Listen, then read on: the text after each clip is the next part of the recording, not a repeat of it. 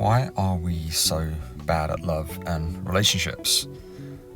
And I have to ask myself that question. Why am I so bad at love and relationships? After all, I sit here before you recording this as a single man, and as someone that gives out relationship advice and breakup advice and dating advice almost daily, I have to keep myself accountable. Am I following what I'm preaching? So if you, me, or anybody else that's listening to this keeps getting dumped, or we keep dumping people, or we keep choosing the wrong people, then we very much have to look at ourselves and figure out why that's happening.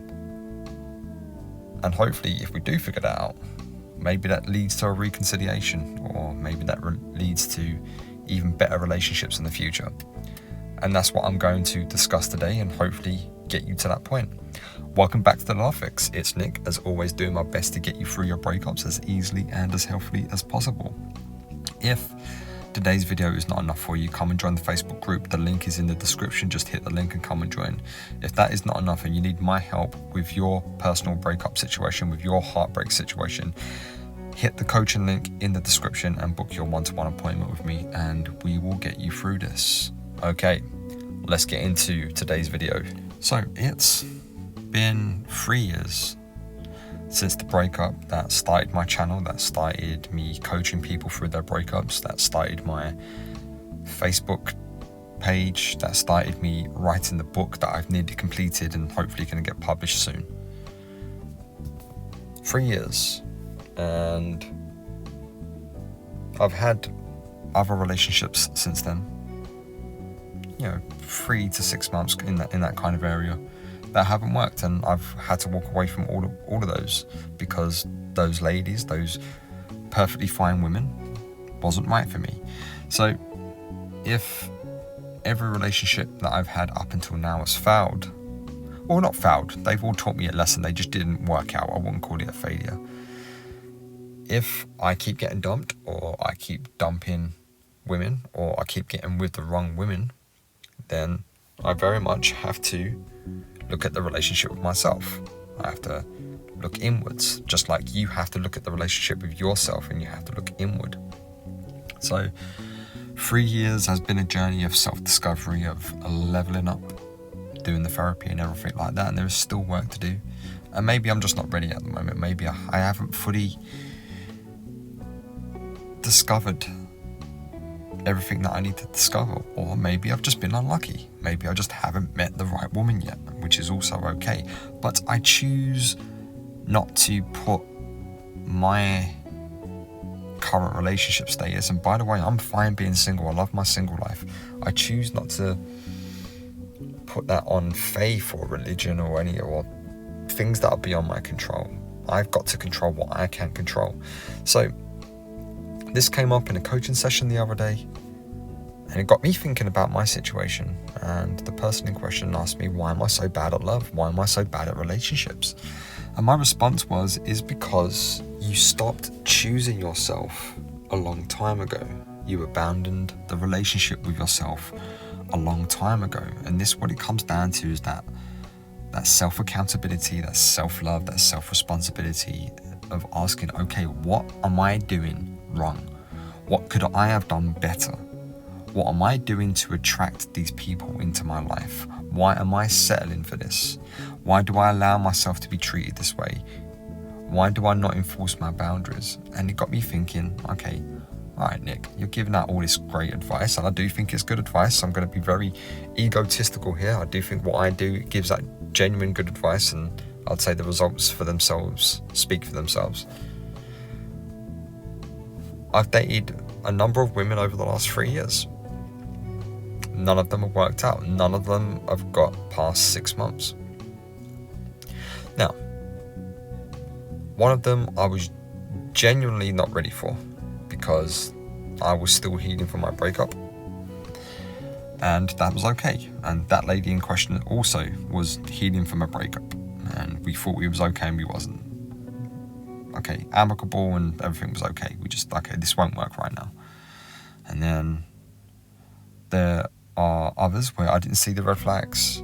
Or I did see the red flags, I chose to ignore them. So I have to ask myself, why did I choose to ignore the red flags?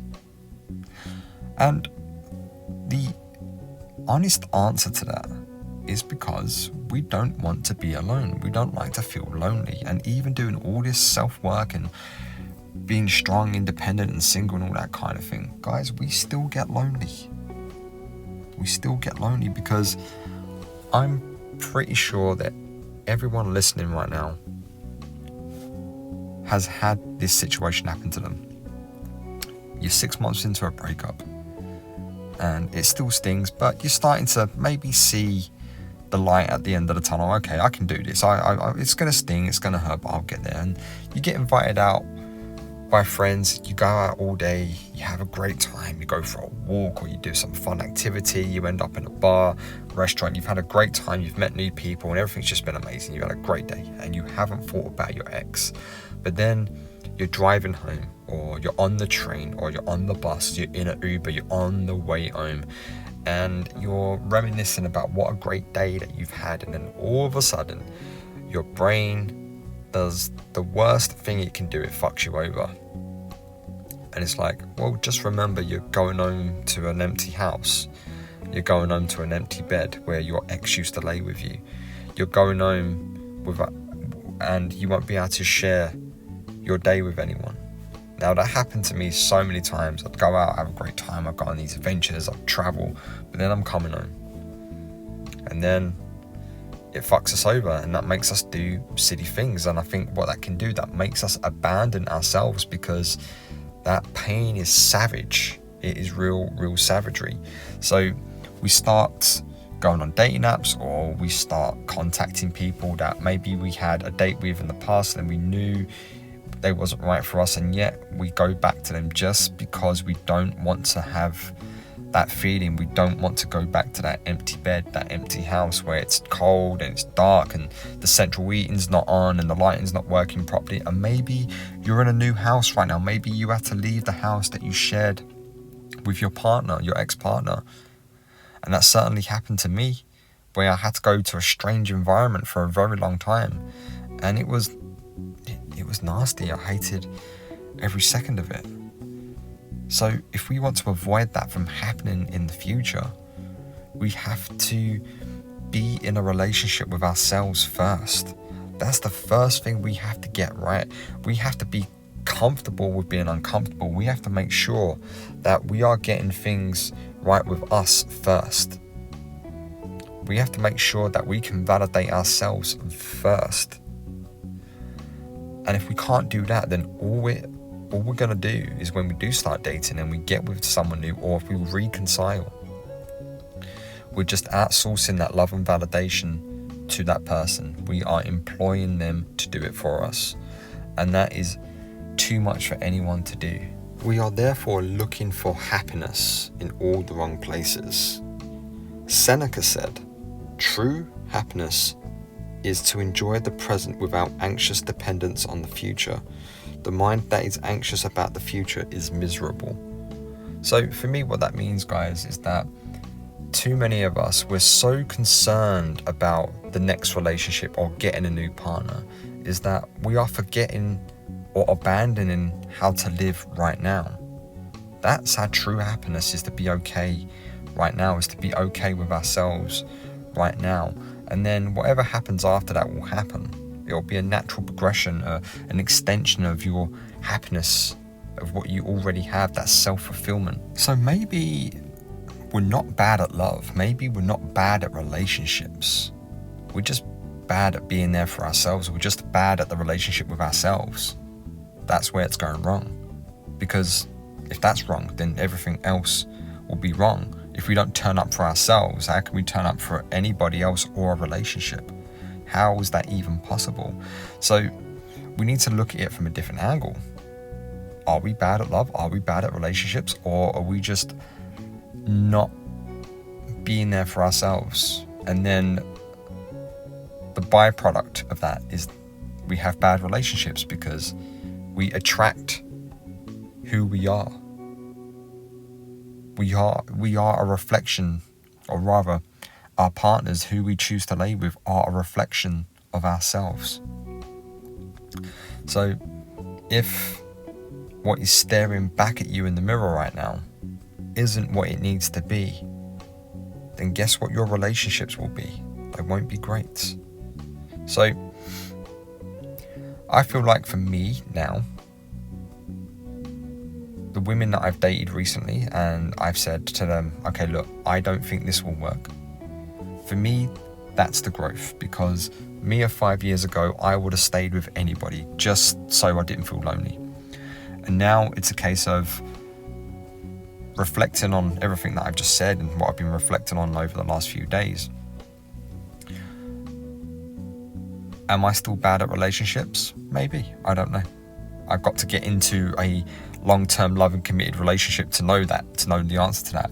But one thing I can say is that I've had enough self-love to walk away from a woman or women that I know will not work for me in the long term. And that is a reflection of me, and that is a reflection of the work, and that is a reflection of the relationship with myself has improved. There's still work to be done. But if you keep getting dumped for the same reasons, if you keep finding yourself attracted to the same people, then the common denominator here is yourself, and that's where your effort must lie. And if you do have ambitions of getting your ex back, the same rules apply. You abandoned you a long time ago, and this is where you must turn everything inward and stop outsourcing to someone else to heal your wounds, to cover it all up for you. They can't do it.